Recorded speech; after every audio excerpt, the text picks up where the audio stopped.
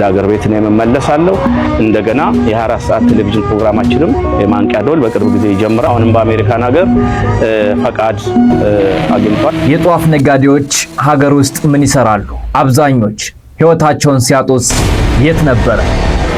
ተሻሉ ተማሩ የምንላቸው ሰዎች ልብ ብላችሁ ከሆነ መገለጫቸው ትዕቢት ነው። ከተበተ ተምሯል። በረኛው ጥብቅ ነው። እልልበል ተብሎ የሚሾም ሹመት የለም። በረኛው እኮ ጥብቅ ነው። እልልበል በማለት አይገኝም። ያ ነገር ከባድ ነገር ነው። ንስሐ አልገባ ንስሐ ልግባ።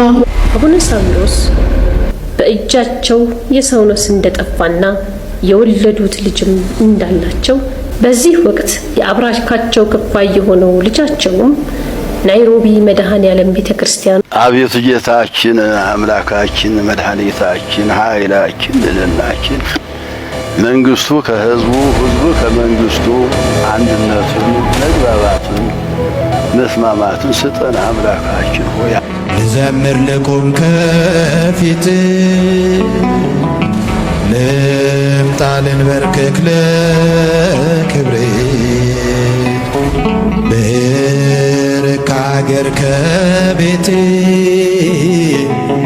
ከቶ አልረሳሽም እናቴ ከቶ አልረሳሽም እናቴ።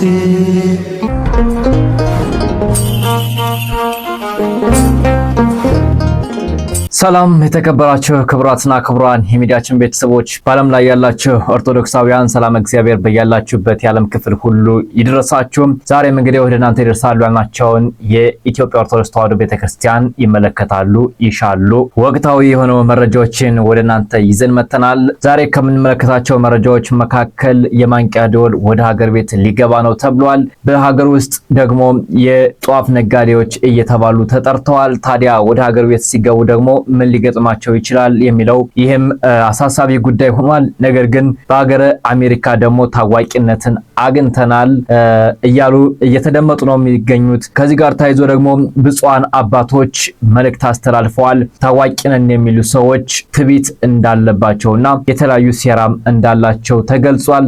የብፁዕ አቡነ ሳዊሮስ ልጅ ደግሞ በናይሮቢ መድኃኔዓለም ቤተክርስቲያን እንደሚያገለግል መረጃዎች እየወጡ ነው። ዛሬ ከምንመለከታቸው መረጃዎች መካከል በጥቂቱ እነዚህ ናቸው። ወደ መጀመሪያው ቪዲዮ ወስዳቸው ዛሬ ብዙ እስካሁን ስናሳልፋቸው የቆዩ ታዲያ ለቻናላችን አዲስ የሆናችሁ ቻናሉን ሰብስክራይብ፣ ቪዲዮ ላይክ ማድረጋችሁን አትርሱ። ኮሜንት ሴክሽኑ ላይ ደግሞ የኢትዮጵያ ኦርቶዶክስ ተዋሕዶ ቤተክርስቲያን ጸንታ ትኑር፣ ሀገራችን ኢትዮጵያን ይባርክልን እያላችሁ ኮሜንት ሴክሽኑ ላይ አስቀምጡልን። ዛሬ እንግዲህ ከምንመለከታቸው ቪዲዮዎች መካከል ወደ መጀመሪያው ወስዳችሁ በቡራኬ በበረከትና በመዝሙር ነው ይሆናል ማለት ነው። ወደ መጀመሪያው ምርቃን ወስዳችኋለሁ።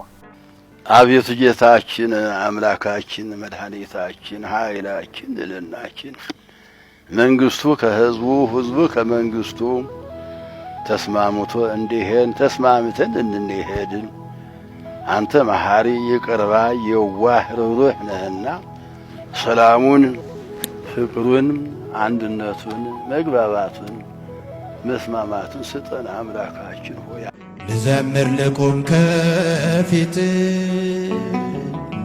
ልምጣ ልንበርክክ ለክብሬ ከአገር ከቤቴ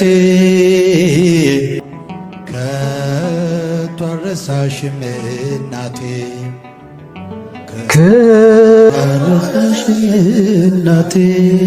የዛሬው እንግዲህ ወደ መጀመሪያው ያደረግንበት ብዙዎች አዝነናል፣ ተክዘናል። ሀገራችን ኢትዮጵያን ኦርቶዶክስ ሃይማኖታችን ጠብቅልን፣ ቅድስተ ቅዱሳን ድንግል ማርያም የአምላክ እናት ወላዲተ አምላክ ሀገራችን ሰላም አድርግልን እያልን ነው የዛሬው ቪዲዮአችን የምንጀምረው። ወደ ሀገር ቤት የሚገባው የማንቂያ ደወል ይሆናል ማለት ነው። የማንቂያ ደወል ወደ ሀገር ቤት ምን ሊያረግ ተመለሰ የሚሉ ብዙዎች ደግሞ ጥያቄ ያነሱ ነው። የማንቂያ ደወል የጧፍ ነጋዴ ነው ሲሉም ይሰማሉ።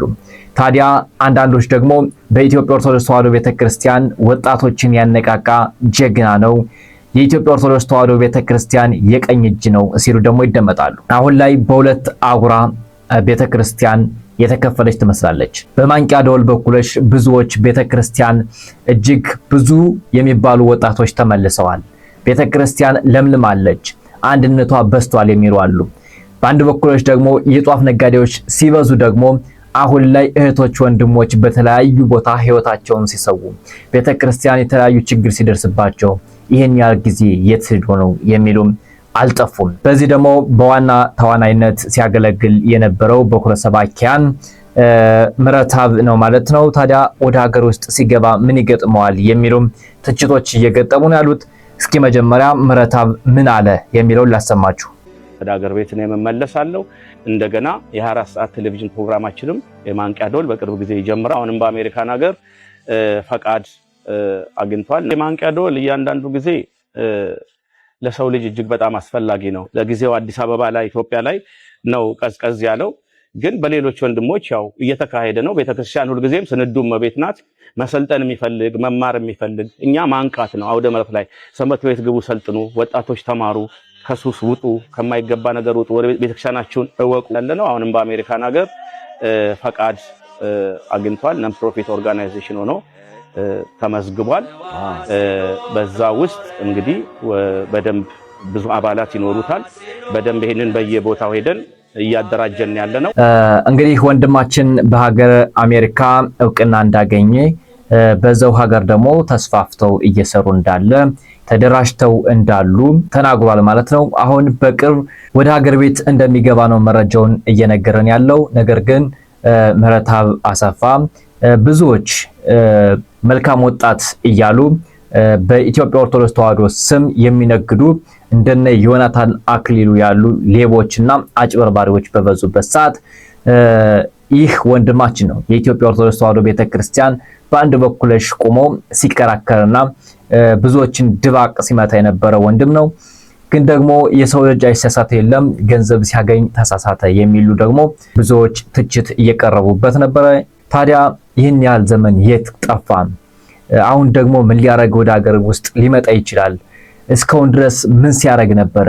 በተለይ ደግሞ በወለጋ ምድር በተለያዩ አካባቢዎች ብዙ ኦርቶዶክሳውያን ሲጨፈጨፉ ለምን ድምጽ አልሆነም? እስካሁን ድምጹን አጥፍቶ የት ኑሮ ነው አሁን ወደ ሀገር ቤት መጥቶ እንደዚህ አይነት ነገር ሊሰራ ያሰበው የሚል ትችት እየገጠመው ነው የሚገኘው። ነገር ግን እስኪ እናንተ ደግሞ ኮሜንት ላይ ሐሳባችሁን ኮሜንት ላይ አስፈሩና ሰፋ አድርገን የምንመለከተው ሐሳብ ነው የሚሆነው። ብዙዎች እንደነገርኳችሁ ነው የጧፍ ነጋዴ ሲሉት ሲወቅቱት ይሰማል። ነገር ግን በዮናታን አክሊሉ በጀት ተበጅቶላቸው ሲሰሩ በብልጽግናው በኩልሽ ይታያሉ። ነብይ ነኝ በማለት በብልጽግናው መንግስት በኩልሽ በጀት ተበጅቶላቸው ስራ የሚሰሩ መልካም ወጣት በማለት ከኢትዮጵያ ኦርቶዶክስ ተዋሕዶ ቤተክርስቲያን ያሉ በድሃ ጎናቸው በመግባት መልካም ወጣት በማለት የሚያስገቡ እንዳሉ ይህ ይፋ የወጣ ነው። ነገር ግን ደግሞ በኢትዮጵያ ኦርቶዶክስ ተዋሕዶ ቤተክርስቲያን በኩል ይህ ወንድማችን ይህን መስራቱ ብዙዎችን ማጋለጡ ደግሞ እንደ አንድ ዋና ፍሬ ሐሳብ ነው ብለን ነው የምናስበው።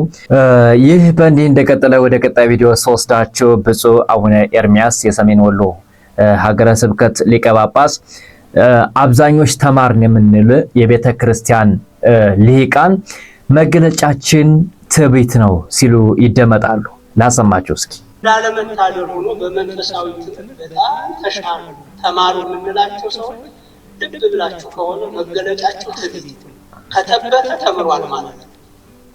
በእኛ ቤት እንዳለመታደል ይሄ ክርስቶስ ተግባር ያልገባው የክርስትናው ተግባር ያልገባው ሰው ይሄን አውቄያለሁ ብሎ ሲኮፈስ ይታያል፣ ሲመጻደቅ ይታያል። በኢትዮጵያ ኦርቶዶክስ ተዋሕዶ ቤተክርስቲያን ሊቃውንት ነን ያሉ ናቸው እየጠፉ ያሉ። ይህ ማለት ደግሞ ታይታይ ሲሉ ብዙዎች በገንዘብ እየተሳሳቱ እየጠፉ እንደሆነ ዕውቀት አለኝ በማለት ከቤተክርስቲያን የሚገነጠሉ እንደነ በጋሻው ያሉ ብዙ ሊቃውንት ቤተክርስቲያን ከቤተክርስቲያን ወጥተዋል። ይህ ደግሞ በቤተክርስቲያን በጎን ደግሞ ከፍተኛ ሴራ እያሴሩ ከኢትዮጵያ ኦርቶዶክስ ተዋሕዶ ቤተክርስቲያን እንዲወጡ ምዕመናትና ምዕመናንን እያሸሹ ያሉ ባዕድ አምላኪዎች ናቸው ማለት ነው።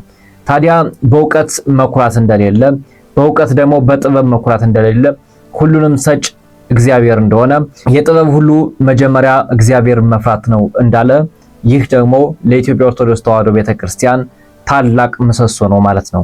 ሊቃውንት በኢትዮጵያ ኦርቶዶክስ ተዋሕዶ ቤተክርስቲያን ያስፈልጋሉ፣ ምሰሶ ናቸው፣ አምድ ናቸው። ይህ በእንዲህ እንደቀጠለ አብዛኞች በእውቀታቸው ይመካሉ፣ ስለ እውቀታቸው ደግሞ ይጠፋሉ፣ በእውቀት ማነስ የተነሳ ይጠፋሉ ብሎ መጽሐፉ እንደተናገረ አሁን እየተደረገ ያለው ነገር ይህ ነው ማለት ነው። ብዙዎች ሲሳሳቱ፣ በየጊዜው አመጽ ሲያነሱ፣ በየጊዜው ሲበድሉ፣ በየጊዜው ደግሞ ምንፍቅና ሲያስተምሩ የምናያቸው ከዚህ የተነሳ ነው፣ ከትዕቢት የተነሳ ነው ማለት ነው። ትዕቢት እግዚአብሔር ጥበብን ይሰጣል፣ እግዚአብሔር ዕውቀትን ይሰጣል፣ እግዚአብሔር ደግሞ አንድነትንም ሰላምንም ይሰጣል። ይህ ደግሞ ምን ሲሆን ነው? ርህራሄና ዝቅ ብሎ የማሳለፍ ተግባርና ባህሪ ሲኖር ነው ማለት ነው። ታዲያ በዚህ እንደቀጠለ ብፁዕ አቡነ እንድርያስ አሁን ዘመኑ የከፋ ዘመን ነው፣ ንስሐ ልንገባ ይገባል ሲሉ ያስተላለፉት መልእክት አለ። በረኛው እኮ ጥብቅ ነው። እልል በል በማለት አይገኝም። ያ ነገር ከባድ ነገር ነው። ንስሐ ያልገባን ንስሐ እንግባ፣ ንስሐ የገባን በየመመሮቻችን እየተረዳን ስጋውን ደሙን መቀበል ወደ እግዚአብሔር መመለስ ግድ ነው። እንግዲህ እግዚአብሔር ፈቅዶና ወዶ የኢትዮጵያ ኦርቶዶክስ ተዋሕዶ ቤተክርስቲያን ብዙዎች ችግር ውስጥ ብትሆንም ነገር ግን የእግዚአብሔርን ስጋና ደሙን እየተቀበልን መከራና ስቃዩን እያሰብን የተቆረሰው ስጋውን የፈሰሰ ደሙን እየተቀበለንና ቤተክርስቲያንን እያከበርን እንድንኖር ጊዜው የከፋ እንደሆነ አስቸጋሪ ዘመን እንደሆነ ለስልጣን የቆሙ እንደሆነ በሃይማኖታቸው የቆሙ እንዳልሆኑ ብፁዕ አባታችን ተናግረዋል። ብፁዕነታቸው ደግሞ ከዚህ ላይ አያይዤ የምነግራችሁ ዛሬ ካገኘሁት መረጃ በኦሮሚያ ሀገረ ስብከት ብዙ አባቶች ሲረብሹ እንደነበረ የሚታወቅ ሆኖ ታዲያ ከዚህ የተነሳ ከሰሞኑ በረከበ ካህናት በተነጋገሩት ንግግር ላይ ለምንድን ነው አንዳንዶች ከቤተ ክርስቲያን አወቅን የሚሉ ሰዎች ስለ ቤዛዊት ዓለም ማርያም በተነገረው ንግግር ላይ አያይዘው ራሳቸውን የጎንደር ወይም ሌላ ሲኖዶስ ሊመሰረቱ ነው በሚል ያጭበርባሪ ንግግር እየተነገረ እና እየተዛመተ ይገኛል። ይህ መረጃ ውሸት እንደሆነ እኒህ አባት ምንም አይነት ስህተት እንደሌለባቸው ምንም አይነት ከኢትዮጵያ ኦርቶዶክስ ተዋሕዶ ቤተክርስቲያን የወጣና ቤተክርስቲያንን የሚያንቋሽሽ ነገር ብሎም የከፋፈለ ነገር እንዳልተናገሩ ለማጣራትና ቼክ ለማድረግ ችለናል ማለት ነው። ታዲያ በጎንደር በኩል የራሳቸውን ሀገረ ስብከት ሊመሰረቱ ነው፣ የራሳቸውን ሲኖዶስ ሊመሰረቱ ነው እያሉ የሚያስወሩና የሚዋሹ ሰዎች ስላሉ ይህንን በዚሁ ላድርሳችሁ ብዬ ነው። እዚህ እንግዲህ በመጨረሻ የምንመለከተው የሚሆነው የብፁዕ አቡነ ሳዊሮስ ልጅ እንዳላቸውና በእጃቸውም ደግሞ ነፍስ እንደጠፋ መረጃዎች እየተዛመቱ ነው የሚገኘው። በኢትዮጵያ ኦርቶዶክስ ተዋሕዶ ቤተክርስቲያን ሲዘዋወሩ የነበሩ መረጃዎች እንዳሉ ሆነው ለምን ቅዱስ ሲኖዶስ አውግዟቸው እንደነበረ ከዛ ደግሞ አሁን ከውግዘታቸው ተነስተው የመንበረ ፓትርያርክ ዋና ጽሕፈት ቤትና ስራ አስኪያጅ ሆነው መሾማቸው በብዙዎች ዘንድ ብስጭትን ፈጥሯል። ታዲያ ከዚህ ጋር ተያይዞ ልጃቸው በናይሮቢ የመድኃኔዓለም ቤተክርስቲያን ውስጥ ጸሐፊ ሆኖ እያገለገለ እንደሆነ የሚታይ ነገር አለ። ፎቶውን እንግዲህ እዚህ ምስሉ ላይ እንደምታዩት የአቡነ ሳዊሮስ ልጃቸው ነው የተባለ ይህ ፎቶ ግን ደግሞ መረጃውን እንዴት እንዳገኘ ነው እዚሁ ላይ ላሳያችሁና ላሰማችሁ። አቡነ ሳዊሮስ በእጃቸው የሰው ነፍስ እንደጠፋና የወለዱት ልጅም እንዳላቸው በተለያየ ጊዜያት ተነግሯል። በዚህ ወቅት የአብራካቸው ክፋይ የሆነው ልጃቸውም ናይሮቢ መድኃኔዓለም ቤተክርስቲያን ውስጥ ጸሐፊ ሆኖ እንደሚያገለግል ተነግሯል። እዛም ሄዶ ይህንን ስራ እንዲያገኝ ትልቁን ድርሻ የወሰዱት እሳቸው ናቸው። በወሊሶ ከተማ ያለ ቅዱስ ሲኖዶሱ እውቅና 25 ጳጳሳትን ሾመዋል። በዚህ ልክ ነው እንግዲህ እነዚህ ብፁዓን አባቶች የኢትዮጵያ ኦርቶዶክስ ተዋሕዶ ቤተክርስቲያን ዋና ስራ አስኪያጅ ተብለው የተመረጡት። ሰው በበዛበት ሰው ሲታጣ ይመለመላል ጎባጣ ተብሏልና ይህ እንግዲህ በኢትዮጵያ ኦርቶዶክስ ተዋሕዶ ቤተክርስቲያን እየተደረገ ያለው ልጅ አለው እየተባለ ነው የሚገኘው። ይህን የሚያውቀው እንግዲህ ፈጣሪ ነው። የሰው ልጅ ደግሞ አያወራም። መረጃ ከማስረጃ ነው ያቀረቡልን። ይህ የምትመለከቱት ፎቶ እንግዲህ ልጃቸው ነው እየተባለ ነው። በናይሮቢ መድኃኔዓለም ቤተክርስቲያን አገልጋይ እንደሆነ ጸሐፊ እንደሆነ እየተነገረ ነው። በእጃቸውም ሰው ጠፍቷል እየተባለ ነው። አሁን ቅዱስ ሲኖዶስ ደግሞ በይፋ ዛሬ መግለጫ አውጥቶ ሰጥቷቸዋል። የሀገረ ስብከቱ እንዲሁም የኢትዮጵያ ኦርቶዶክስ ተዋሕዶ ቤተክርስቲያን ዋና ስራ አስኪያጅ ተብሎ ተመርጠዋል። እነዚህን አባቶች ታዲያ እንዴት ብለን ነው ብፁዕ አቡነ ሳዊሮስ ብለን የምንጠራቸው? ከራሴ ጀምሮ እንግዲህ እስካሁን ድረስ ብፁዕ እያልኩ ነው ስጠራቸው የነበረ። እንግዲህ መረጃውን ከማስረጃ ጋር አጣርተን ይህ እውነት ስለሆነ አቶ ሳዊሮስ ብለን ሰይመናቸዋል ማለት ነው በእኛ በኩለሽ። በነገራችን ላይ የኢትዮጵያ ኦርቶዶክስ ተዋሕዶ ቤተክርስቲያን ምዕመናትና ምዕመናን እንዳልተቀበሏቸውና ምንም አይነት የአባትነት ክብር እየተሰማቸው እንዳልሆነ ሌሎች አባቶች እንግዲህ 3 ዓመት በጾም በጸሎት የኢትዮጵያ ኦርቶዶክስ ተዋሕዶ ቤተክርስቲያን ያለ ሲኖዶስ ጸሐፊና ዋና ስራ አስኪያጅ እየተካሄደ እንደሆነ ያሰብንና እየተረዳን የምንኖር ነው የሚሆነው። መልካም ጊዜ መጥቶ ከብልጽግናው መንግስት ጋር ወጥተው በእኛ በኢትዮጵያ ኦርቶዶክስ ተዋሕዶ ቤተክርስቲያን ደግሞ ቤተክርስቲያኗ ተመርታ በእውነት ለእውነት ቁማ፣ ለምዕመናን ቁማ፣ ለተጎዱ ሰዎች ቁማ፣ ለእውነት ቁማ ቤተክርስቲያን ማየት እንፈልጋለን እና እንግዲህ ቤተክርስቲያን ሆይ እግዚአብሔር ያጽናሽ፣ ከደረሰብሽ መከራ ሁሉ እግዚአብሔር ይገላግልሽ። ከልጅ እያላቸው አሃዱ ብለው የሚቀድሱ ልጅ እያላቸው ሲኖዶስ ብለው የተሾሙ በእጃቸው ነፍስ ጠፍቶ አሃዱ እያሉ እየቀደሱ በአብ በወልድ በመንፈስ ቅዱስ ስም እያሉ እያጠመቁ ካሉ አባቶች እግዚአብሔር ይሰውርሽ እያልን የዛሬው ፕሮግራማችን ይህን ይመስል ነበረ። ለቻናላችን አሁንም አዲስ የሆናችሁ ቻናላችንን ላይክ፣ ሰብስክራይብ ማድረጋችሁን አትርሱ። በሌላ ቪዲዮ እስከምንገናኝ ድረስ ቅድስተ ቅዱሳን ድንግል ማርያም ወላዲተ አምላክ የአምላክ እናት አኩራሪተ መዓልት ሰዓሊተ ምሕረት ቅድስተ ቅዱሳን ድንግል ማርያም ሀገራችን ኢትዮጵያን ኦርቶዶክስ ሃይማኖታችን ትጠብቅልን እያልኩኝ ይህ የልብ አምላክ ድምጽ ነው። በሌላ ቪዲዮ እስከምንገናኝ ድረስ መልካም ጊዜን ተመኘን። ሰላም።